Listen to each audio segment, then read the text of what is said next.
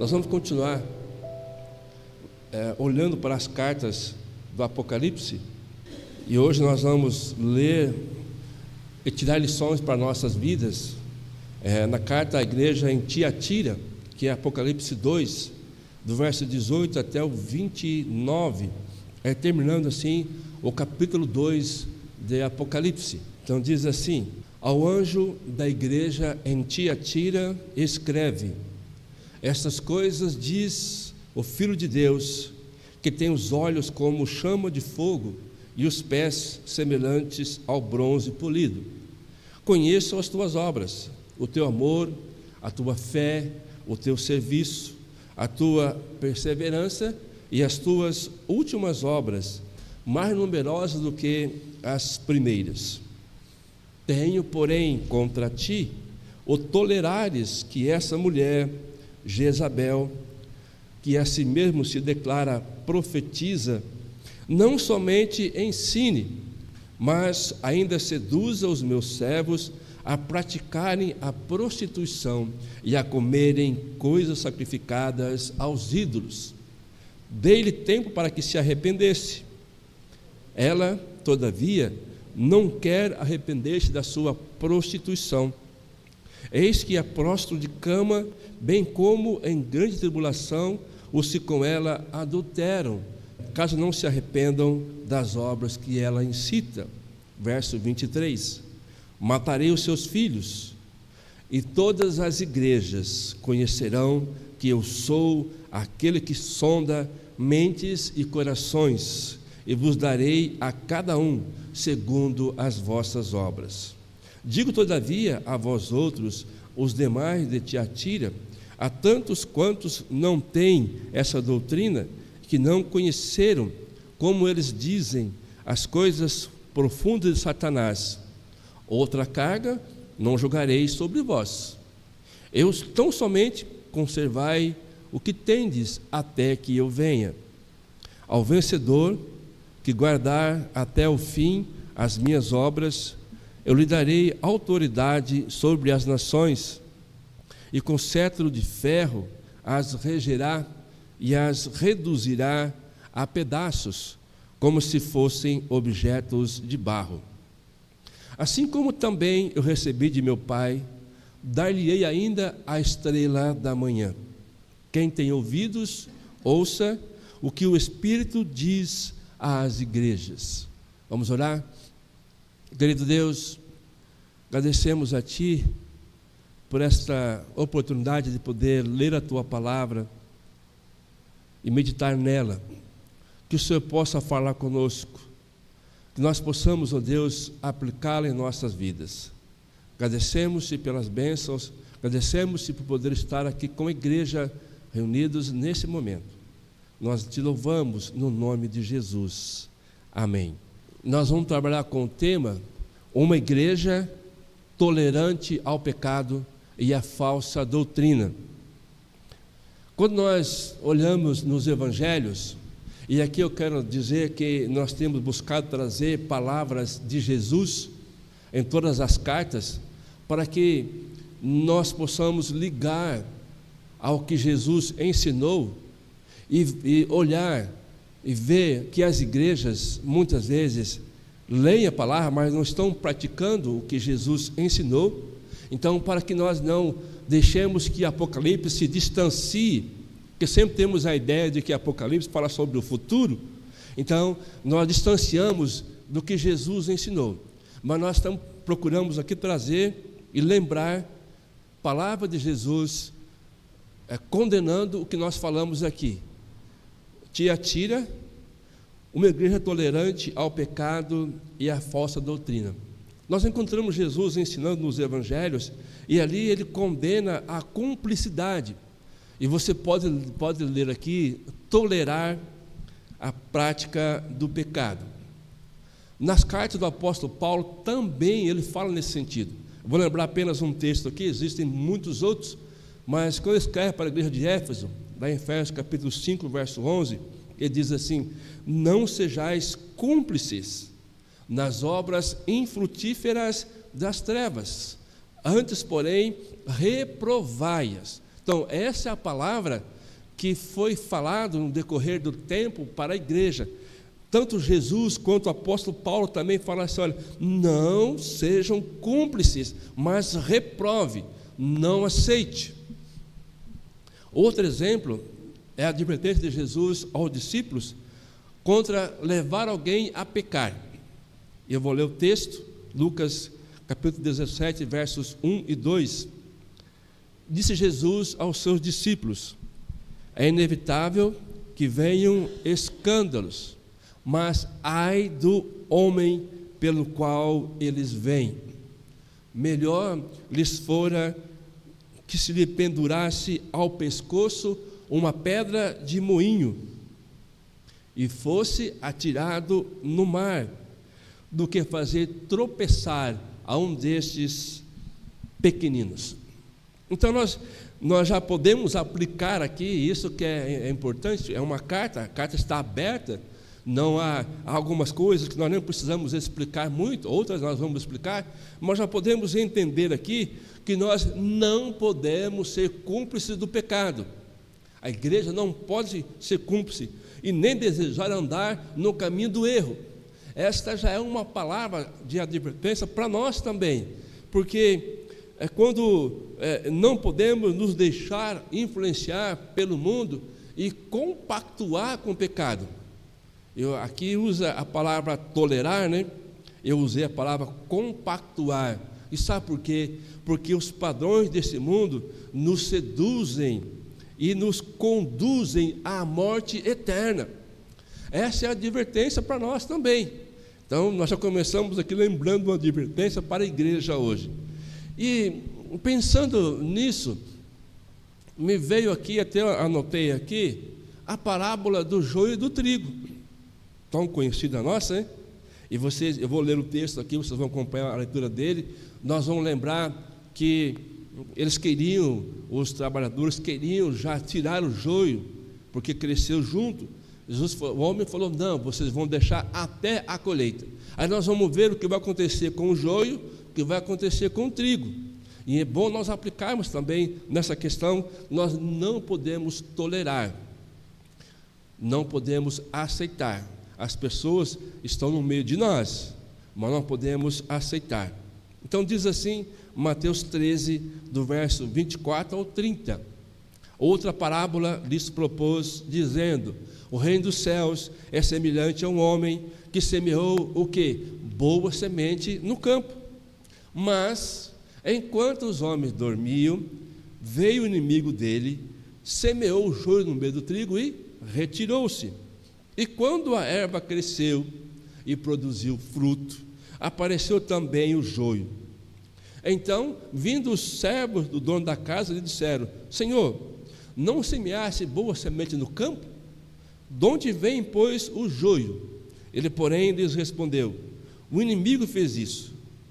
Mas os servos lhe perguntaram: queres que vamos e arranquemos o joio? Talvez seria a melhor saída, né? Se cresceu, vamos arrancar o joio.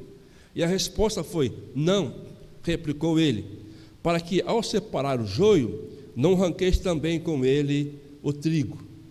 Deixai-os crescer juntos até a colheita. E no tempo da colheita, direi aos ceifeiros: ajuntai primeiro o joio, atai-o em feixes para ser queimado. Queime o joio, mas o trigo recolhei-o no meu celeiro. De acordo com os especialistas, os estudiosos, e está na palavra também, a diferença do joio e do trigo se torna mais evidente quando alcançam uma fase adulta. Eles crescem juntos, chegam numa fase adulta. É por isso que na palavra o Senhor falou: não, vocês não vão fazer isso. Não, vamos separar o joio na colheita, evitando assim então que possa, ao tirar o joio, né, tirar também o trigo. O joio é uma planta que se parece muito com o trigo. Quando brota, quem já trabalhou em roça sabe disso, né? Quando plantou o trigo, se ele nasce junto, você não sabe diferenciar. A única diferença entre essas duas plantas está na semente, na produção. O trigo, ao amadurecer, mantém a sua cor e produz frutos. O joio, já por outro lado, nunca amadurece de verdade. E quando parece que ele vai amadurecer, ele seca rapidamente e não gera nada. Então, se aplicarmos espiritualmente essa parábola, nós vamos ver que o joio significa alguma coisa danosa que surge entre as coisas boas e as tentam corromper. Mas no fim, é aqui que vem a questão. Eu não estou dizendo que é para nós olharmos para os nossos irmãos e irmãs e falar: você é joio, você é trigo, então vamos separar. A palavra não é para você fazer isso. Nós sabemos o que vai acontecer lá no fim. O joio vai ser lançado no fogo na consumação do século. Então isso é importante. Não, o que nós não podemos é tolerar, é não dar ouvidos, é não fazer o que eles ensinam. E nós sabemos disso, que existem muitas vozes por aí que não condiz com a palavra de Deus, líderes que pregam a palavra que não é essa daqui e que leva muitas pessoas ao erro. Então nós precisamos estar atentos. Não há como você separar, não há como você tolerar, mas você pode dizer: não, eu não vou seguir o que eles ensinam. Então precisamos tomar muito cuidado. E veja o que está escrito comigo nos versos 21 a 23 de Apocalipse 2. Aqui, quando Jesus fala na carta sobre essa profetisa Jezabel, ele diz assim: dê-lhe tempo para que se arrependesse. Ela, todavia, não quer arrepender-se da sua prostituição. Eis que a prostra de cama, bem como em grande tribulação os que com ela adulteram, caso não se arrependa das obras que ela incita. Matarei os seus filhos, e todas as igrejas conhecerão que eu sou aquele que sonda mente e coração, e vos darei a cada um segundo as vossas obras. Ele tem poder para sondar a mente, para saber. Nós precisamos tomar cuidado. Então ele sonda a mente e sonda o coração. Vamos pensar um pouco mais sobre isso, essa questão aqui dessa advertência de Jesus com a igreja de Tiatira, no decorrer aqui da nossa explanação. Vamos pensar no contexto da carta. É sempre bom trazer à nossa memória o contexto. Então, se nós, das 7 cidades, e nós temos mais cidades, cartas, né? Capítulo 3, Tiatira era a menos importante. Interessante que é uma carta longa, né? Vários versículos. Mas a cidade, a Tiatira, era menos importante, não era nenhum centro político ou religioso, tinha poucos templos, não era ali um lugar onde o imperador fosse muito cultuado, não existia ali muitos judeus para atrapalhar a vida dos irmãos ali na igreja. O que havia naquela cidade eram corporações de oleiros, de alfaiates, de tecelões. Uma dessas corporações, segundo a história, nos diz que comercializava púrpura, e é provável, depois você vai conferir lá, que Lídia era uma representante de Tiatira em Filipos. Atos capítulo 16, verso 14, lá vai dizer acerca disso. Mas ao ler aqui a carta, e eu até já adiantei alguns pontos, nós vamos ver que Jesus traz à igreja uma palavra de elogio. Ele começa elogiando. Ele diz no verso 19: conheço as tuas obras. Que obras? O teu amor, a tua fé, o teu serviço, a tua perseverança e as tuas últimas obras, mais numerosas do que as primeiras.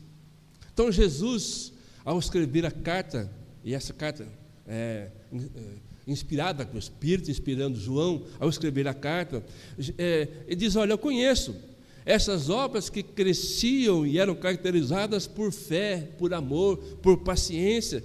Isso mostra que os cristãos de Tiatira, eles não realizavam apenas atividades religiosas, não era a igreja que fazia isso, mas também eles trabalhavam muito mais. Nós sabemos, irmãos e irmãs, que as obras nunca tomam lugar da fé que nós temos em Deus para a nossa salvação, mas revelam nossa fé já colocada no Senhor. Então fazemos as obras porque nós somos salvos.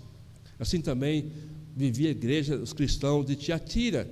E as obras são produtos de uma vida salva como fruto do Senhor. Recebemos e nós partilhamos. A vontade de Deus para nós é a perfeição. E essa perfeição nós só vamos conseguir com paciência, servindo a Deus, esperando em Deus. Esse é o processo de desenvolvimento do nosso caráter. Então não é de uma hora para outra. Nós servimos, nós adoramos, nós cremos, nós trabalhamos. Então isso que a igreja fazia.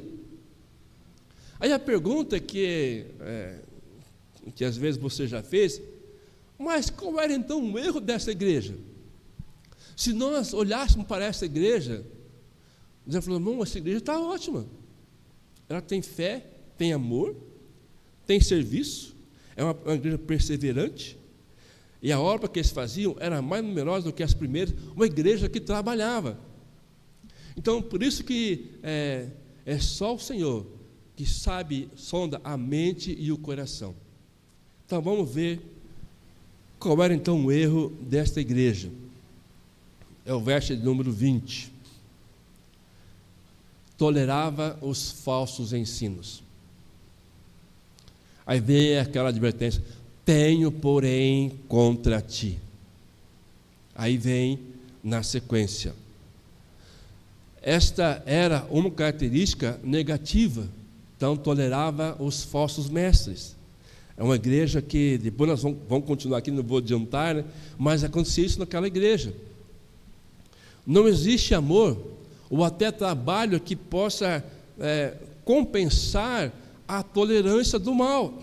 Mas pastor, era uma igreja que tinha amor, igreja que trabalhava, mas tudo isso não superava, não vinha para dizer, olha, mas não tem problema não, vamos tolerar um pouquinho, não faz mal, nós trabalhamos, nós temos amor, nós temos fé, temos serviço, nós somos perseverantes, e obras grandes elas faziam, mas nada disso vai superar, vai esconder do nosso Deus o tolerar o mal. Nós vimos que a igreja de Éfeso, capítulo 2, verso de 1 a 7, lembra lá? Lá fala que era uma igreja fraca de amor, precisava voltar ao primeiro amor, mas era uma igreja bem forte e não aceitava os falsos mestres.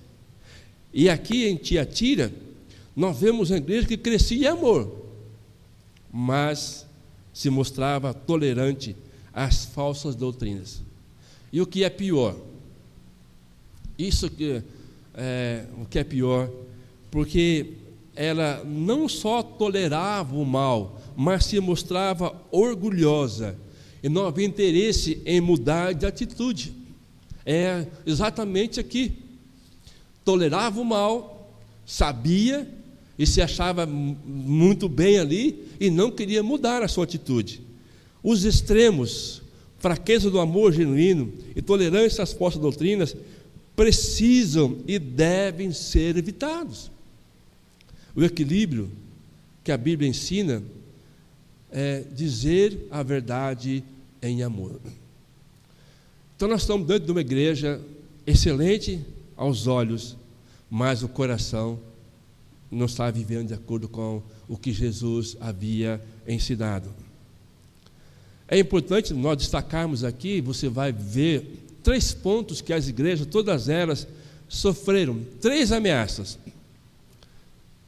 esfriamento, ameaça individual, perseguição, ameaça externa, e falsos mestres, ameaça interna. Nós vimos isso nas outras cartas, e aqui também nós vamos aprender que acontecia. No verso 20, a carta nos fala sobre uma falsa profetisa. Aqui a carta diz: tenho, porém, contra ti o tolerares que essa mulher, Jezabel, que a si mesmo se declara profetiza, não somente ensine, mas ainda seduz os meus servos a praticar a prostituição e a comerem coisas sacrificadas aos ídolos. Uma falsa profetisa. Assim como a rainha Jezabel. Lembram da sua história? Eu vou trazer um pouquinho aqui a nossa memória. Jezabel, no passado, não aqui, né? Mas lá em 1 Reis, Jezabel era mulher do rei Acabe. E Jezabel era uma mulher que apoiava a idolatria. 1 Reis 16, verso 31, lá fala sobre isso. Lá fala que Jezabel era filha de Etibaal, rei dos Sidônios. Um casamento político. Então houve ali um casamento político. E esse casamento foi a porta de entrada da nação israelita para adorar a Baal. E Baal é o Deus da tempestade. Olha o que aconteceu lá. Depois vamos aplicar aqui, na carta. É muito bom nós lembrar a história para vocês verem. Porque citou aqui Jezabel. Baal era considerado o Deus, com D minúsculo, que enviava a chuva e a fertilidade à terra. Quando Acabe quis trocar com a vinha de Nabote, que estava ao lado ali do seu palácio, por outro terreno, lembra que Nabote não aceitou. Era herança. Ele falou: não vou fazer esse negócio, é herança, eu tenho herança. Essa foi a palavra dele. E aí Jezabel contratou 2 testemunhas falsas que depuseram contra Nabote. Reuniu os anciãos lá na porta da cidade e chamou lá Nabote. Sabe o que eles falaram? Nabote havia blasfemado contra Deus e contra o rei. E então Nabote foi apedrejado. E aí o rei Acabe tomou posse da vinha. 1 Reis 21, do verso 1 até o verso de número 16. Uma mulher falsa, coração duro, maquiavélica, dominadora. Aí nós lembramos mais uma vez do que Jesus disse, e lá em Mateus capítulo 7, verso 21.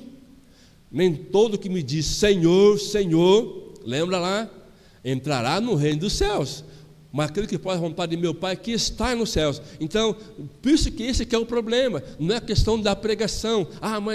Mas é uma pessoa que estudou, é uma pessoa que fez doutorado, é uma pessoa que conhece todas as coisas. Mas cuidado.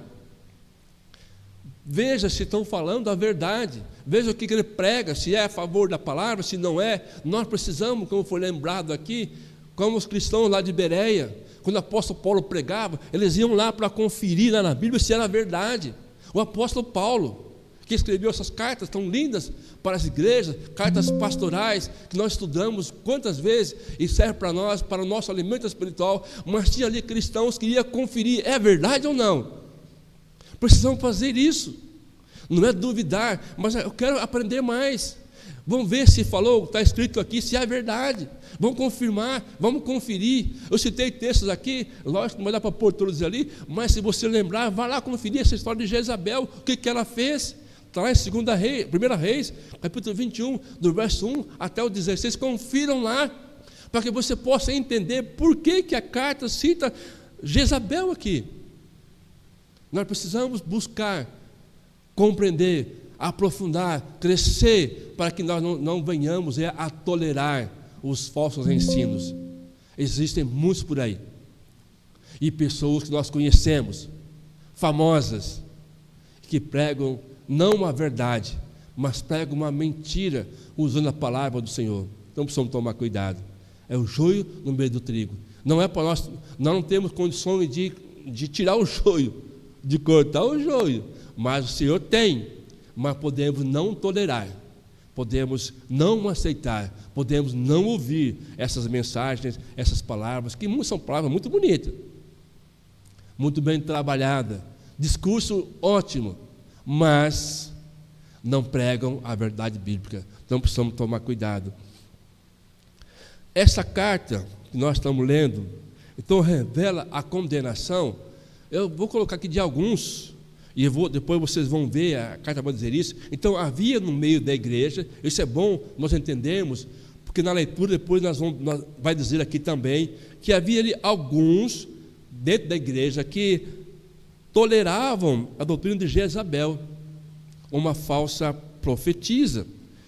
Então havia ali no meio da igreja aqueles que toleravam. Eu quero crer, e eu li acerca disso, e muitos estão dizendo também, que o nome Jezabel aqui nessa carta não quer dizer que era uma pessoa que chamava Jezabel, porque pela fama de Jezabel, seria difícil um pai ou uma mãe colocar o nome de sua filha de Jezabel. Então, o que dá a entender aqui, que era para que os cristãos lembrassem do que aconteceu lá no caso da vinha de Nabote, que eu citei anteriormente. Quando nós lemos aqui, com certeza você também lembrou, Jezabel, falou, opa, Jezabel, é aquela lá de Acabe. Então, é exatamente aqui uma advertência.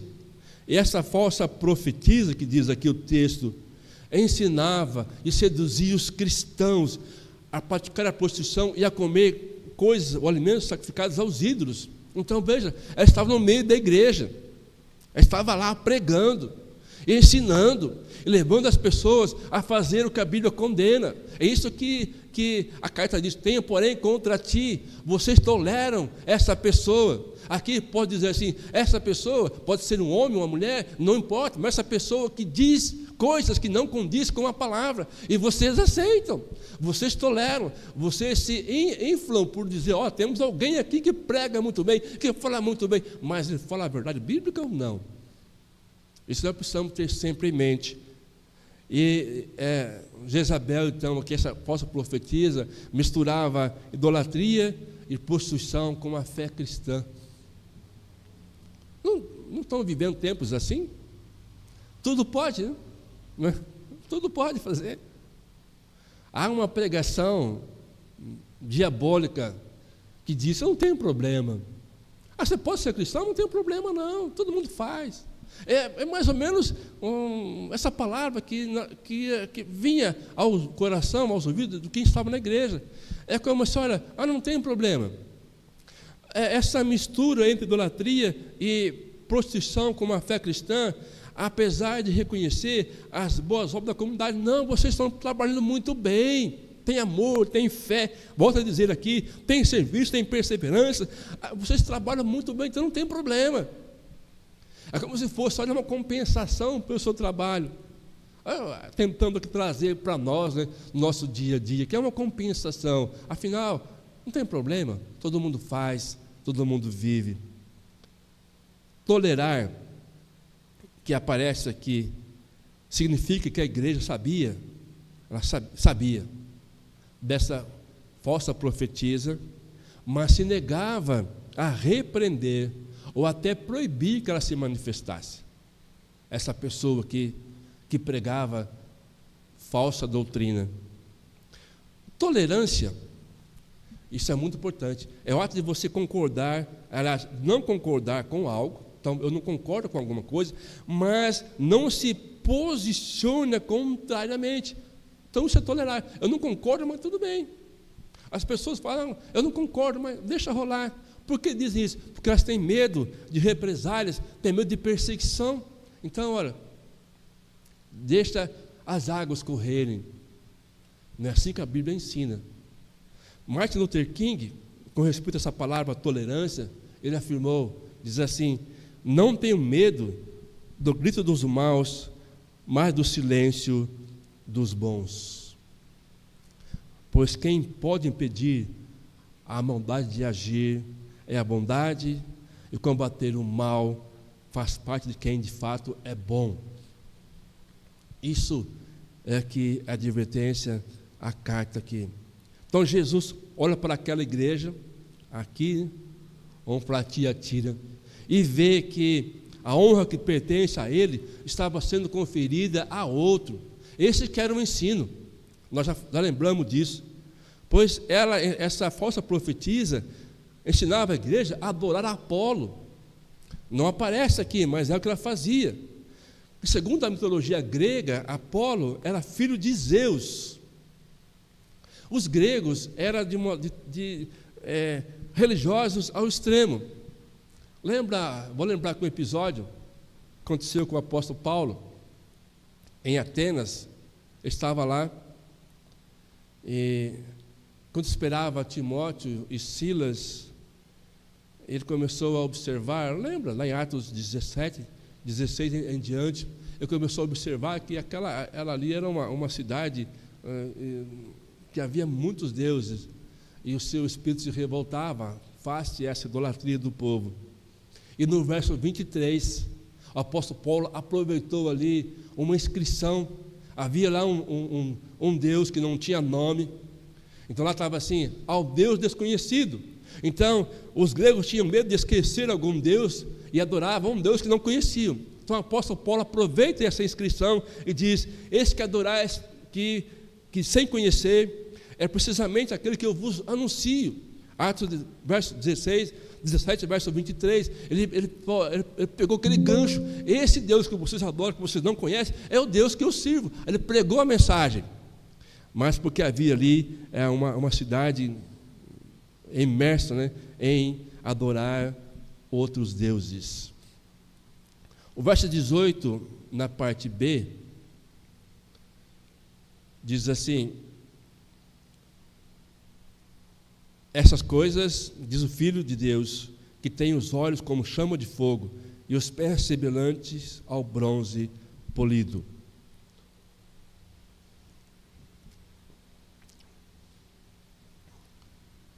Aqui o texto diz que os seus olhos do Senhor ardem com fogo da ira e do julgamento.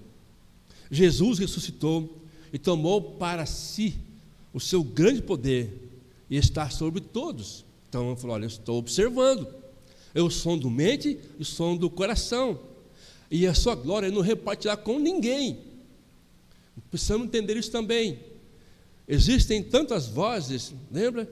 Tem tentado seduzir a igreja, a noiva de Cristo, leva ou tenta levar a parte da infidelidade. Então há muita pregação nesse sentido, querendo desmoralizar a palavra, querendo levar a igreja a cometer erros, e quando a igreja adora outros deuses, comete adultério espiritual.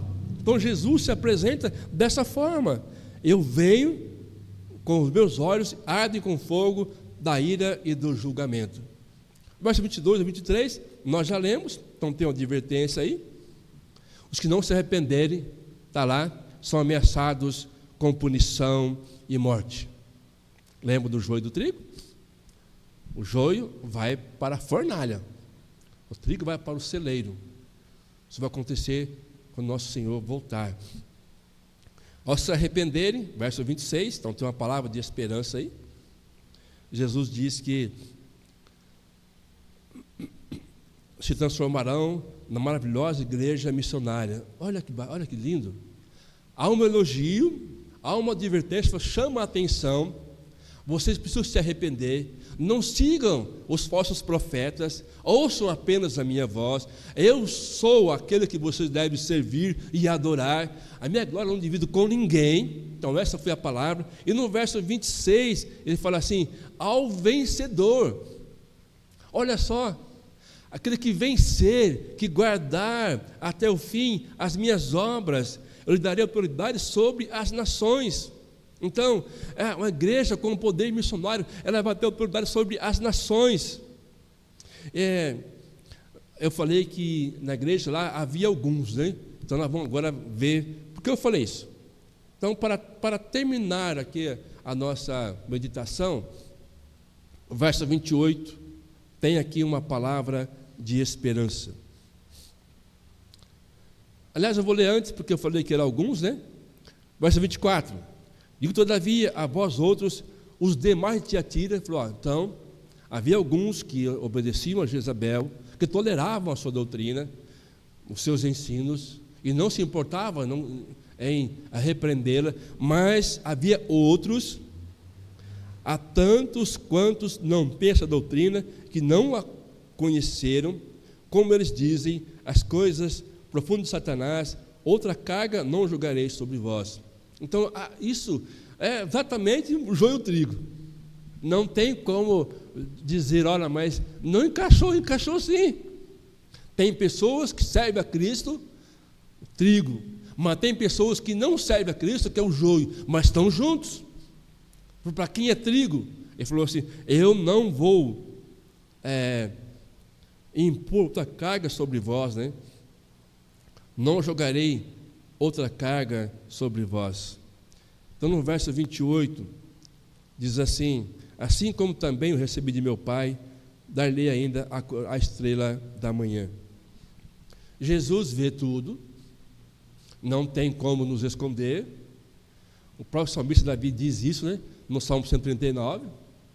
Se eu for lá para o mais alto que possa imaginar, Ele vai estar comigo. Se eu fizer um buraco aqui, for lá num profundo abismo, Ele também vai estar. Então não tem como nos esconder do Senhor.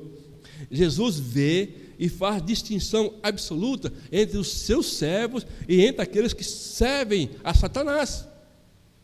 Ele faz distinção, ele sabe, ele conhece. Para os que insistem em servir a Satanás, ele promete o quê? Tribulação e morte. Está lá. Matarei os seus filhos. Aí fala sobre as igrejas, então falou, olha, a tribulação, os que comeram adultério. Falou, olha, eu estou chamando a atenção, mas se você não mudar, esse é o seu fim. Agora para os discípulos, para quem segue a Jesus, para quem é fiel, e aqui não está aqui, mas já lembramos disso, né? E é ser fiel até a morte e dar-te a coroa da vida. Até está aqui na minha Bíblia aqui que eu risquei. Para quem permanece fiel, promete o dia de sua presença e o privilégio de reinar com ele sobre os inimigos. E aparece aqui mais uma palavra, ali duas, né? Estrela da manhã, verso 28. Eu li o 27, mas vou ler o anterior, porque eu falei que ele promete que nós vamos reinar com ele sobre os inimigos. Então diz assim, 27, e com cetro de ferro as regirá e as reduzirá a pedaços como se fossem objetos de barro. E o verso 28 então aparece aí. A estrela da manhã deve ser entendida como uma promessa de um futuro glorioso, uma afirmação de grande bem ainda por vir. Apocalipse 22, verso 16, Jesus afirma que Ele próprio é a brilhante estrela da manhã. Jesus promete dar um futuro glorioso para nós, ou para quem permanecer fiel e perseverar até o fim. Essa que é a promessa. Eu digo para nós, porque nós estamos aqui adorando a Deus. Não nos deixamos levar por falsas doutrinas ou por falsos ensinos, que possamos sempre estar firmes no Senhor. E a promessa é exatamente essa estrela da manhã que nós vemos quando o sol começa a brilhar, aí começa, e quando o nosso sol, que é Jesus, vier, não vai haver mais necessidade de mensageiro, não vai precisar mais nada, e a certeza de que a aurora chegará quando as luzes da lâmpada serão tragadas, quando não vai haver mais essa lâmpada aqui artificial, essa luz artificial, não vai precisar mais, porque vamos estar completamente na beleza da luz da eternidade. Lá não vai haver mais sol, porque Jesus é a brilhante estrela da manhã. Ele é o sol que irradia sobre nós. Então essa promessa, permanecer fiel até o fim, e lá então vai ser um dia perfeito, ou dia, né? Porque não tem mais, é eterno, né? Então não existe um dia, mas é o dia perfeito. Então, após pensar sobre essa carta e aqui aplicar um pouco para nossas vidas, que nós possamos dizer e bradar com um alto e bom som aquela frase: Maranata, vem, Senhor Jesus. Vamos orar? Senhor Deus, agradeço a Ti pela Tua palavra tão especial para nós nesta noite. E como é bom, Deus, saber que o Senhor está conosco em todo o tempo. Nos dê forças, ó Pai, para não nos afastar da sã doutrina, não tolerar aqueles que ensinam o que a Tua palavra não fala. Nos dê força, ó Deus, para perseverar até o fim, para podermos estar para sempre com o Senhor. Louvamos a Ti, ó Deus, pelo Teu grande amor para conosco, que enviou Jesus que morreu no nosso lugar, venceu a morte. Através dele também nós somos mais que vencedores. Nós te louvamos, Pai, no nome de Jesus. Amém.